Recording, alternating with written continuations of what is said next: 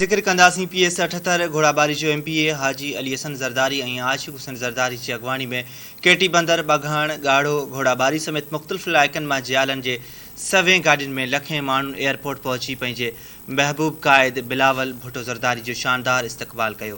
हाजी अली हसन ज़रदारी आशिक़ हुसैन ज़रदारी जी अॻवानी में ॻाढ़ो बाईपास खां कराची एयरपोर्ट पहुतो काफ़िलो, जिते PP चेयरमैन ऐं पढ़ी वज़ीर बिलावल भुट्टो ज़रदारी जी जीए भुट्टो ऐं जीए बिलावल भुट्टो ज़रदारी जे नारनि जी गूंज में आदरभा कयो।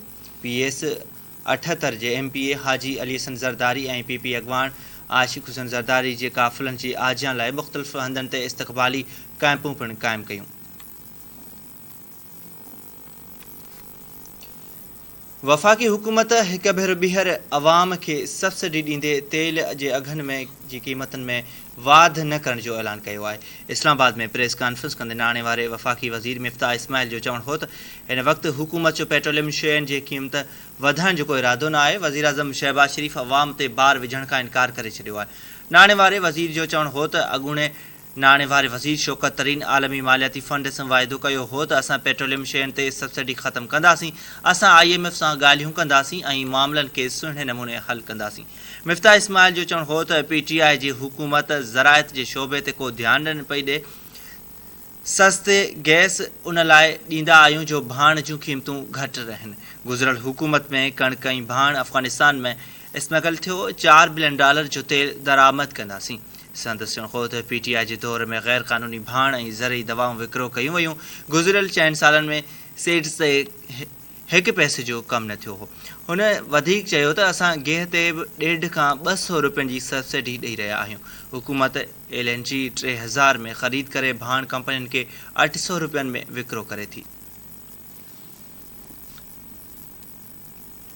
उत्तर वज़ीरस्तान में सिक्योरिटी फोर्सिस ते आपघाती हमले में 3 फ़ौजी जवान ऐं 3 ॿार शहीद थी विया। ISPR मूजिबि सिक्योरिटी फोर्सिस ते कयल हमिलो आपघाती हो। धमाके जे नतीजे में 3 सिक्योरिटी एहलकार शहीद थी विया, जॾहिं त धमाके वारे हंधि मौजूदु 3 ॿारड़ा बि थॾे ते फ़ौत थी विया। ISPR मूजिबि शहीद एहलकारनि में हवालदार ज़ुबैर कादिर, सिपाही उज़ैर असबर ऐं क़ासिम मक़सूद शामिल आहिनि। धमाके में 3 मासूम ॿारनि 11 वरनि जो अहमद, 8 वरनि जो अहसन ऐं 4 वरनि जी अनम बि शहीद थी वई। वज़ीर आज़म शहबाज शरीफ़, अॻूणे सदर आसिफ अली ज़रदारी ऐं पीपल्स पार्टी जे चेयरमैन बिलावल भुट्टो ज़रदारी उत्तर वज़ीरस्तान में सिक्योरिटी फोर्सिस ते हमले ऐं ॿारनि जी शहादत ते ॾुख जो इज़हार कयो आहे।